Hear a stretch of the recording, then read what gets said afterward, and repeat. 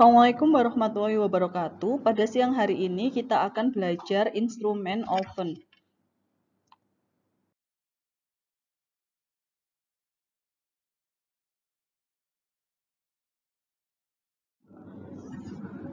Nah, instrumen oven ini kan sering kalian jumpai kan di rumah, biasanya kan oven untuk membuat kue. Nah, prinsip kerjanya ini oven yang di lab sama oven yang di rumah itu sama saja prinsip kerjanya ya, bedanya kalau di lab itu ovennya lebih besar.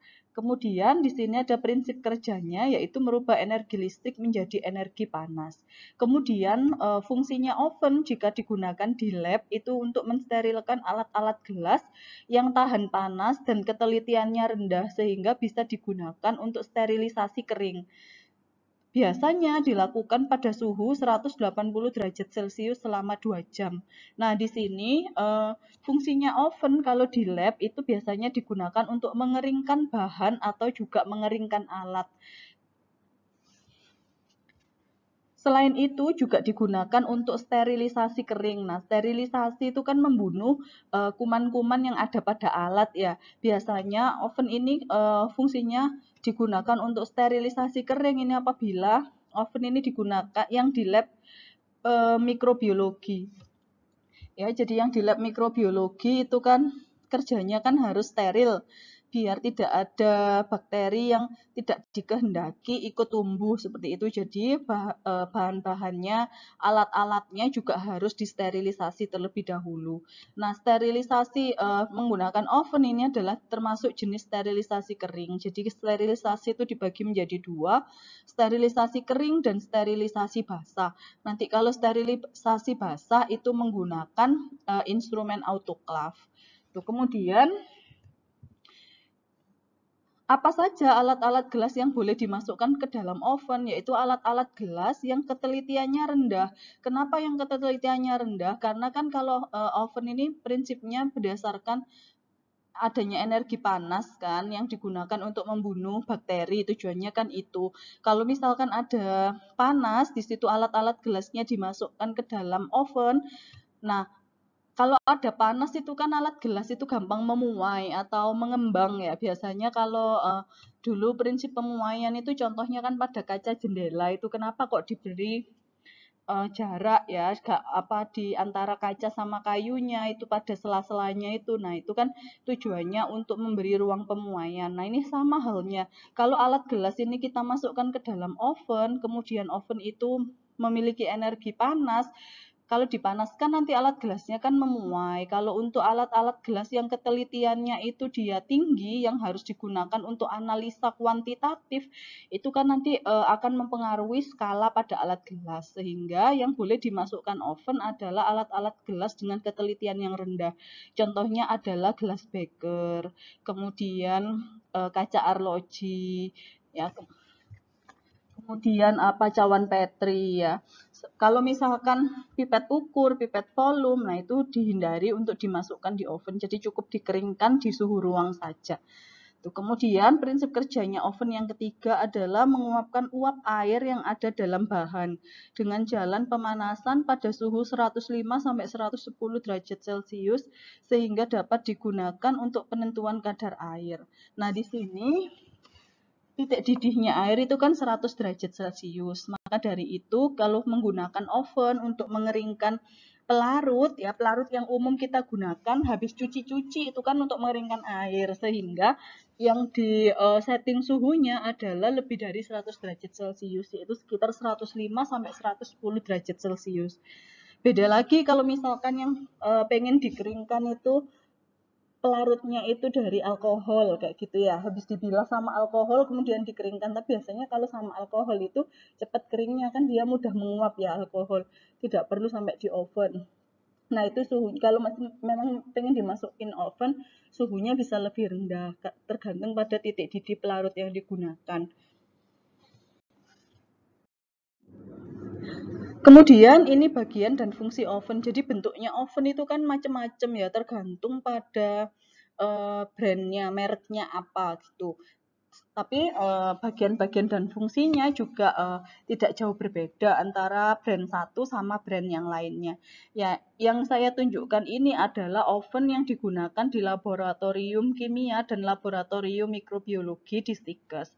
Gitu. Nah, di sini ada layar monitor. Nah, layar monitor di sini menampilkan waktu dan temperatur. Jadi kita bisa men-setting berapa lama waktu pemanasannya, pada suhu berapa, itu bisa ditampilkan pada monitor ini.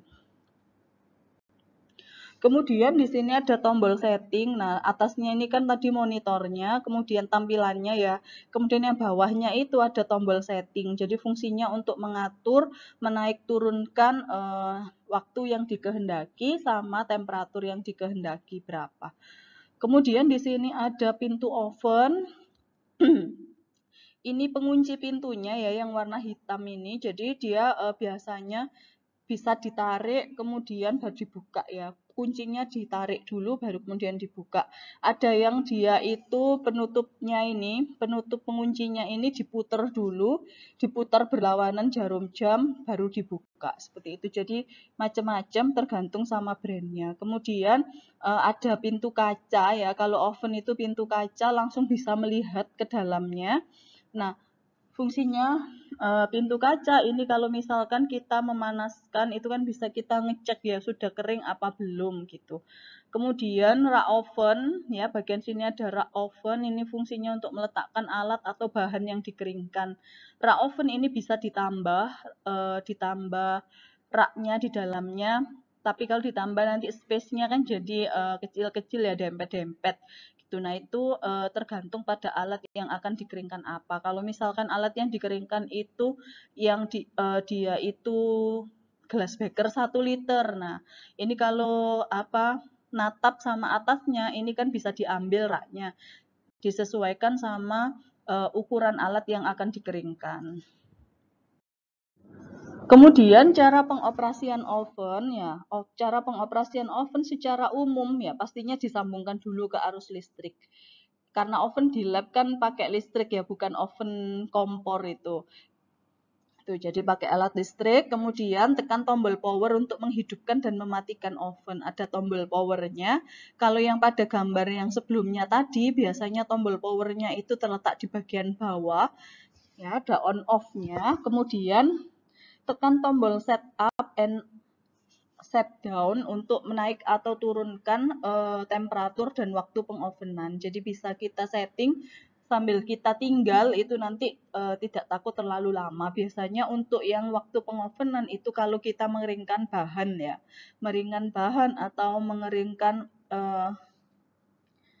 zat-zat padat yang lainnya. Nah, itu harus di setting untuk temperatur dan waktu. Kalau misalkan alat gelas biasanya jarang disetting waktu, cukup disetting temperaturnya lebih dari 100 derajat Celcius. Kalau untuk mengeringkan alat gelas setelah dicuci. Jadi fungsinya selain untuk mengeringkan, pengovenan alat gelas itu juga fungsinya untuk sterilisasi ya, sterilisasi kering. Untuk membunuh bakteri yang tersisa atau yang masih menempel di alat gelas. Kemudian yang nomor 4 ada tombol set. Tekan tombol set. Jadi kita setelah kita set up and set down pada temperatur dan waktu itu kita bisa tekan tombol set. Set itu kalau di komputer itu sistemnya kayak enter gitu, menyetujui ya. Setelah kita tadi kan kita atur ya, kita naikkan atau kita turunkan temperatur atau waktunya, tekan tombol set terlebih dahulu. Nah, tombol set ini fungsinya adalah sebagai persetujuan, kayak enter gitu kalau di komputer. Kemudian baru kalian masukkan alat dan bahan yang akan dikeringkan ya. Setelah settingnya ini settingnya sudah sesuai sama yang diinginkan, baru dimasukkan alat dan bahan yang dikeringkan. Nah, kemudian perlu diperhatikan jika alat sama bahan maksudnya ya yang kebanyakan harus disesuaikan, harus sesuai sama suhu dan waktu, berapa lama harus di oven, berapa temperaturnya. Nah, pastikan terlebih dahulu yang di oven itu suhunya itu sudah sudah sesuai. Biasanya itu kan kalau misalkan baru menyalakan itu kan suhunya kan naik sedikit demi sedikit.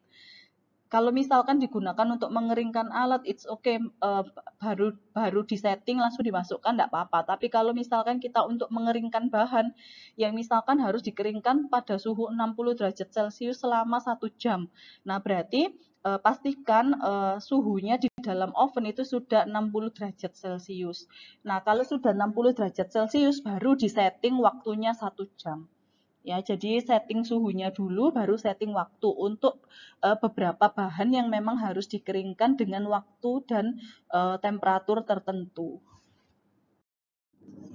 Kemudian setelah cara penggunaan, ini adalah cara perawatan. Cara perawatan oven. Nah, biar awet, itu kan harus tahu cara perawatannya seperti apa.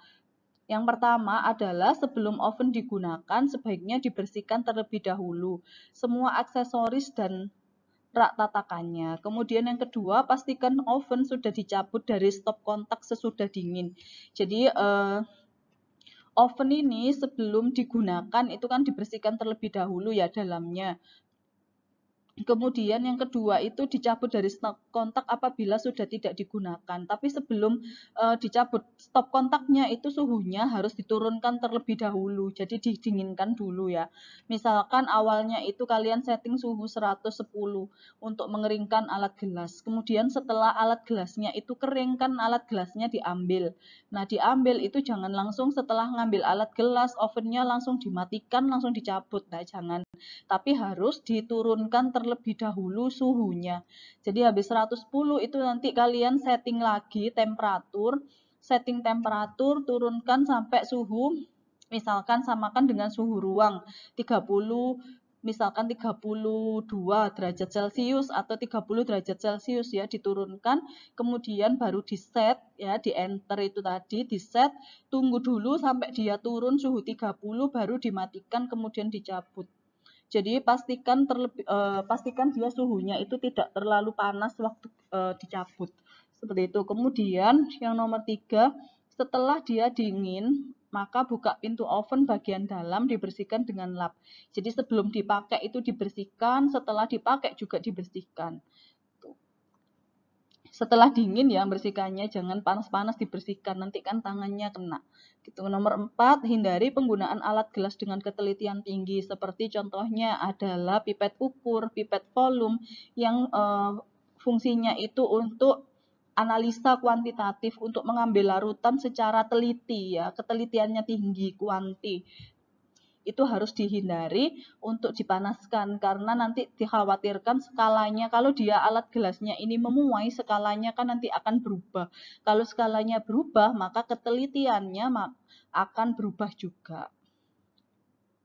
Kemudian yang kelima, jangan menggunakan oven dengan pintu terbuka. Jadi kalau pakai oven ditutup ya udah ditutup aja, ditunggu sampai kering. Jangan dibuka tutup buka tutup, karena kalau dibuka tutup itu suhunya kan tidak stabil, naik turun. Nah, kalau naik turun nanti gimana? Apa namanya? Prosesnya enggak selesai-selesai di dalam ya, enggak kering-kering. Gitu. Kemudian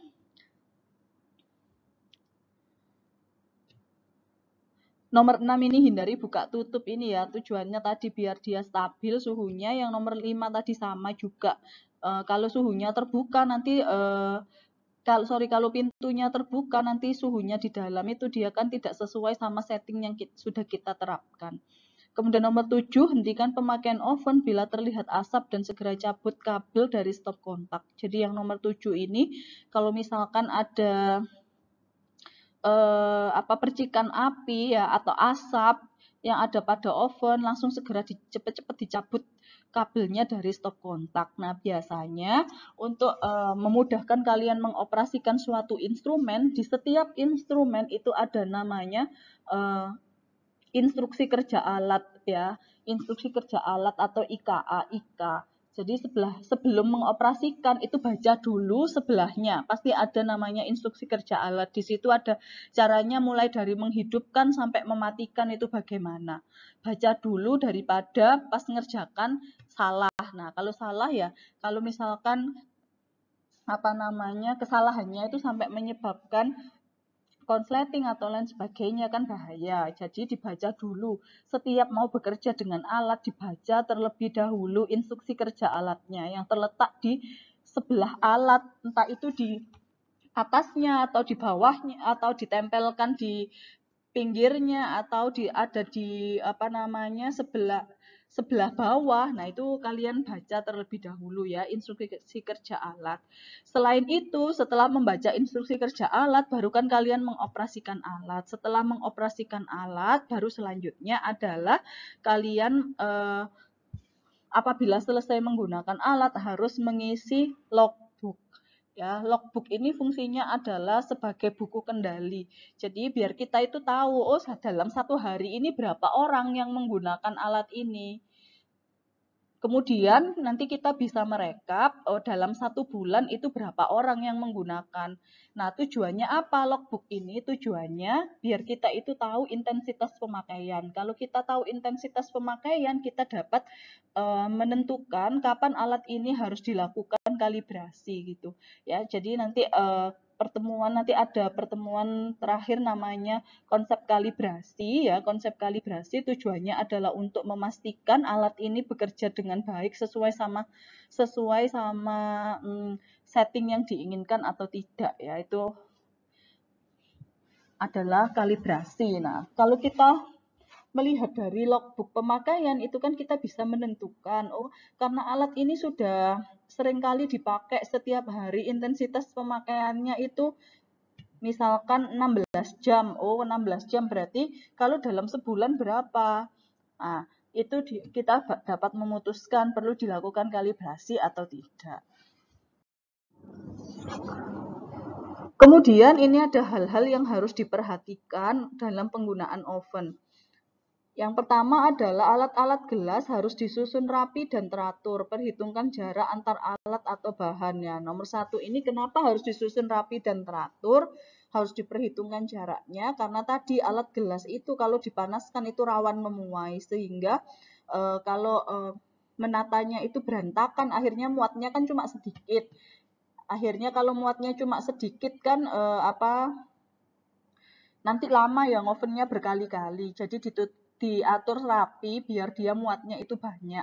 Tapi juga harus memperhitungkan jarak biar kalau pas memuai itu dia tidak berdesakan antara satu sama yang lainnya. Ataupun kalau misalkan ini case yang sering terjadi itu ditumpuk-tumpuk. Gelasnya itu ditumpuk-tumpuk. Nah, pas memuai kena panas, nah tumpuannya itu susah untuk dilepas. Sehingga pas dilepas itu gelasnya pecah. Nah, itu kan harus dihindari ya. Kemudian yang kedua, apabila dilakukan pengeringan pada suhu di atas 100 derajat Celcius, maka tidak boleh ada benda lain yang terbuat dari bahan yang mudah rusak seperti karet atau plastik. Kemudian kalian harus memperhatikan juga bahan yang digunakan. Misalkan di sini ada mau mengeringkan pipet tetes. Nah, pipet tetes itu kan ujungnya itu kan ada terbuat dari karet. Kemudian sebelum mengeringkan pipet tetes berarti harus dilepas dulu karetnya. Kenapa harus dilepas? Karena dikhawatirkan pada suhu di atas 100 derajat Celcius karetnya itu leleh. Ya, karetnya itu leleh. Kalau karetnya leleh nanti kan dia akan mengotori di oven itu. Ngotorin di oven, ngotorin ke alat-alat yang lain, apalagi kalau di situ nanti ada bahan. Nah, dia akan netes ke bahannya. Itu kan berbahaya, sehingga dipastikan jangan ada peralatan yang terbuat dari bahan bahan karet dan plastik yang turut serta dimasukin ke dalam oven. Kemudian yang ketiga, jangan sekali-kali mengeringkan pipet ukur karena volume akan berubah. Nah, ini pipet ukur, pipet volume. Kemudian pokoknya pipet-pipet yang ada skalanya, yaitu kalau pipet tetes kan tidak ada skalanya, it's okay dimasukkan di dalam oven untuk lebih mempercepat pengeringan. Tapi kalau untuk pipet-pipet yang ada skalanya, ya pipet ukur, pipet volume, kemudian mikropipet dan lain sebagainya itu jangan dipanaskan di oven, jangan dikeringkan di oven. Cukup keringkan pada suhu ruang aja. Seperti itu. Kemudian Nah, ini ada kalibrasi oven. Tadi kan sedikit sudah disinggung tentang apa itu kalibrasi. Kalibrasi itu kan memastikan setting yang kita atur itu sesuai dengan kinerjanya ya, kinerja alat. Untuk kita dapat memastikan dia perlu atau tidak dikalibrasi itu pertimbangannya juga tergantung pada logbook pemakaian. Semakin sering alat itu dipakai, harus semakin sering juga dia dilakukan kalibrasi. Karena apa? Karena human error atau instrument error itu lebih besar kalau sering dipakai. Sehingga dia harus dilakukan kalibrasi lebih sering. Kalau tidak dilakukan kalibrasi, apa yang terjadi? Nah, kalau tidak dilakukan kalibrasi, kalau kalian settingnya suhunya itu 50, tapi karena dia ini ada instrumen error, udah lama tidak dikalibrasi, maka yang suhu settingnya tadi bisa saja tidak 50 ya, suhu yang terjadi di dalam ovennya itu bisa saja tidak sesuai dengan setting yang kita atur. Bisa saja dia lebih atau bahkan kurang seperti itu. Jadi harus melakukan kalibrasi. Ini tujuannya untuk memastikan kinerja dari alat itu masih bagus atau tidak. Nah, kemudian di sini kalibrasi oven langkah kerjanya yang pertama harus secara berkala dilakukan pemeriksaan suhu menggunakan termometer. Nah, nomor satu ini pertimbangannya adalah berdasarkan logbook pemakaian. Kalau misalkan tadi sering, maka harus sering juga harus dilakukan pemeriksaan suhu. Kalau misalkan jarang dipakai, ya pemeriksaannya juga jarang kan. Lebih intensitas kalibrasinya juga lebih jarang gitu. Kemudian yang kedua, mencatat suhu oven pada kartu setiap hari sebelum memulai kerja. Nah, biasanya ini untuk kegiatan yang rutin untuk eh, memudahkan perlu dilakukan kalibrasi atau tidak, memudahkan pemantauan ya, perlu dilakukan kalibrasi atau tidak, maka setiap hari itu suhu ovennya itu dicatat. Jadi ibaratnya kontrol awalnya sebelum pakai itu dicatat terlebih dahulu. Catatnya di mana? Di logbooknya. Ya, kemudian yang nomor 3, cocokkan hasil yang didapat antara suhu yang tercantum dalam oven dengan suhu yang ditunjukkan oleh termometer standar. Jadi untuk kalibrasi oven itu digunakan termometer standar. Termometer standar itu dimasukkan ke dalam oven. Ya, kemudian kita setting ovennya itu suhu misalkan 100. Kemudian pas suhu 100 di oven, nanti kita lihat termometer standar yang dimasukkan tadi suhunya sama atau tidak. Kalau sama-sama 100 berarti oven tersebut masih berjalan dengan baik, berfungsi dengan baik. Suhunya masih akurat. Tapi kalau dia sudah melencengnya jauh, maka dia harus dilakukan kalibrasi. Nah, nomor 4 ini, bila penyimpangan atau selisih suhu melebihi 2 derajat Celcius, maka pengaturan suhu perlu disetel kembali. Nah, penyetelan kembali itu namanya kalibrasi ya. Jadi pas tadi termometer standarnya itu dimasukkan, kemudian kita setting ovennya itu suhunya 80 derajat Celcius. Oh, ternyata pas suhu 80 derajat Celcius itu kita ambil termometernya.